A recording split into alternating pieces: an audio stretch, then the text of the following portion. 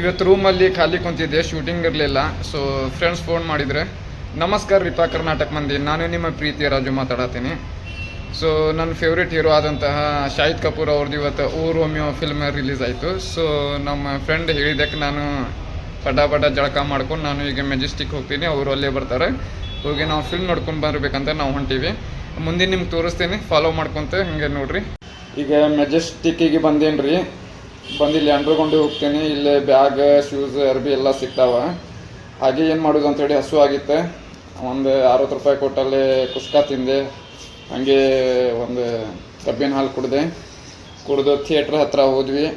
ಅಲ್ಲಿ ticket start ಆಗಿತ್ತು. ನಾನು ಟಿಕೆಟ್ ತೊಗೊಂಡೆ, ನಮ್ಮ ಹುಡುಗರು ಬಂದಿದ್ದರು, ಅವರು ಟಿಕೆಟ್ ಎಲ್ಲ ತೊಗೊಂಡು ಈಗ ಒಳಗೆ ಬಿಡ್ತಾರೆ, ಅಲ್ಲಿ ಹೋಗ್ತೀವಿ. ಒಳಗೆ ಹೋದಿರಪ್ಪ, ಹೌಸ್ಫುಲ್ ಇತ್ತು. ಒಂದು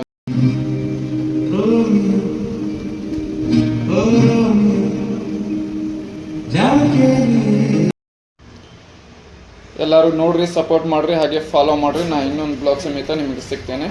ನಮಸ್ಕಾರ ರೀ.